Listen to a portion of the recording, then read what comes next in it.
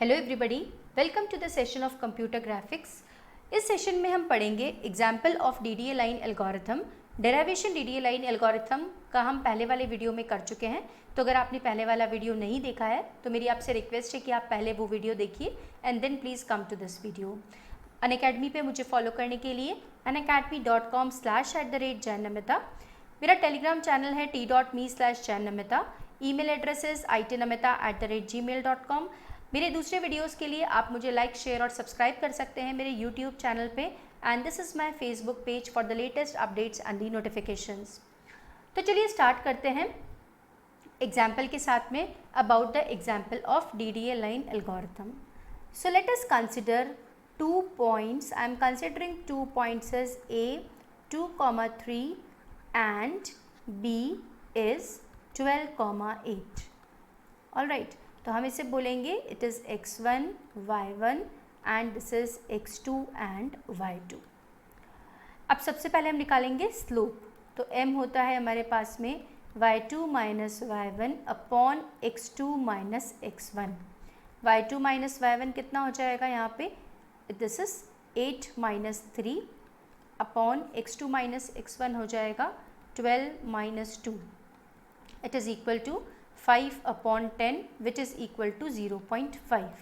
तो जैसा कि मैंने आपको मेरे प्रीवियस वीडियो में बताया था कि जब m की वैल्यू लेस देन 1 होती है तो हमें क्या प्लॉट करना होता है, we have to plot x comma round off y। मतलब x की वैल्यू तो इंक्रीमेंट होगा x के अंदर हमेशा 1 से, और y की वैल्यू में हम क्या करेंगे, y0 plus the value of m, और m की वैल्यू यहाँ पे कितनी है, वो है स्लोप। तो यहाँ पे हम इस तरह से लिखेंगे, so here x is equal to x plus 1 and y is equal to y plus m, और यहाँ पे m है हमारे पास में 0.5। ये हमारे पास में अभी वैल्यू निकली है 0.5। तो इसे सॉल्व करने के लिए मैं एक टेबल बनाऊंगी, x y x plot and y plot and here I will write the values. Okay तो सबसे पहले देखिए कौन सी वैल्यू आएगी, स्टार्टिंग किससे हुई है, x की 2 से और y में था 3। अब x प्लॉट क्या होगा, x इज इक्वल टू, सबसे पहले तो इनिशियल वैल्यूज़ वही आ जाएंगी, तो 2 और 3 बिकॉज हम यहाँ से स्टार्टिंग कर रहे हैं। ओके तो हमने यहाँ पे प्लॉटिंग करी है। फिर नेक्स्ट वैल्यू क्या हो जाएगी, हमें क्या करना है, x में करना है x प्लस 1 और y में करना है y is equal to y plus 0.5, और 0.5 है हमारा स्लोप। तो अब आप देखेंगे x is equal to x plus 1 तो 3 हो जाएगा, 2 प्लस 1 3 होगा, और y प्लस 0.5 कितना होगा, y हमारी होती है प्रीवियस इटरेशन की वैल्यू, तो इट इज़ इक्वल टू 3.5 हो जाएगा ना, 3 प्लस 3.5। जब प्लॉटिंग करेंगे तो 3 रह जाएगा और 3.5 कन्वर्ट होके 4 हो जाएगा, because we are rounding off the value. Okay similarly next वापस क्या होगा, x का इंक्रीमेंट होगा 1 से, और y में क्या होगा, y is equal to y plus 0.5।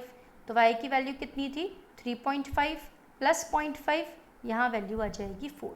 Plotting कैसे होगी, 4 ही रहेगा, यहाँ पे भी 4 रहेगा।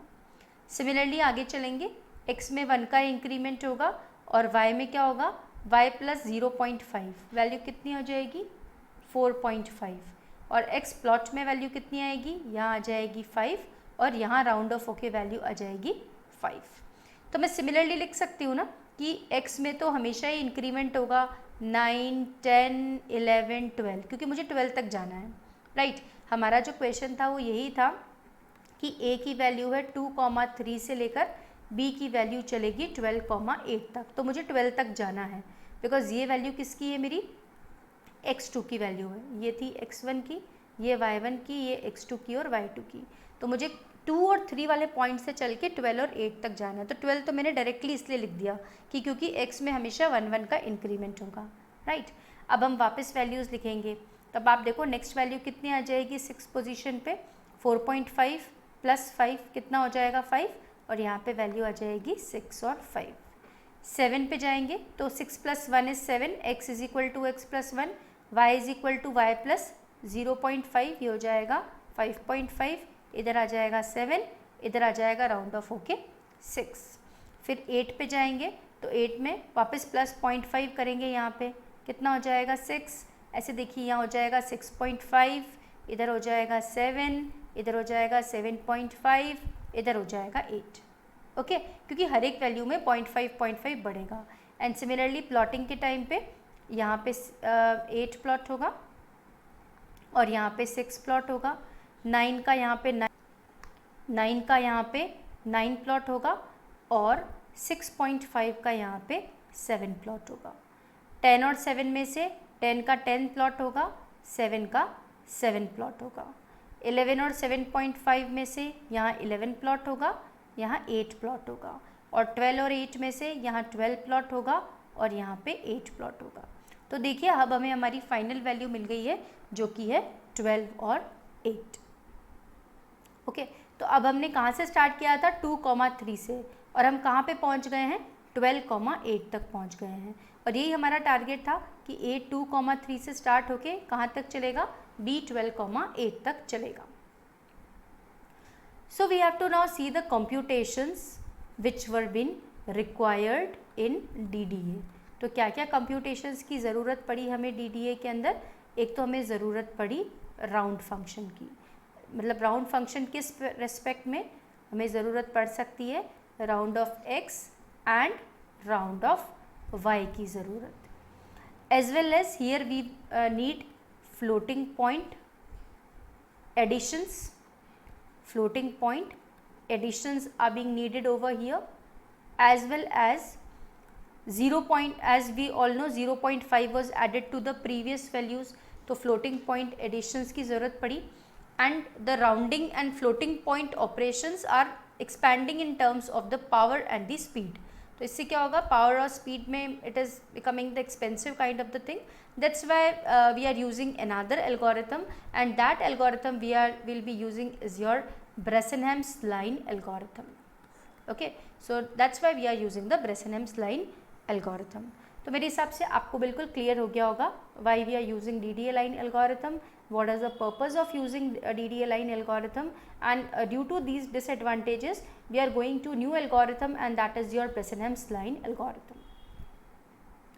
So thanks for watching the video and thanks for being with me. अगर आपको ये वीडियो अच्छा लगा है तो please like, share and subscribe my channel. Thanks a lot.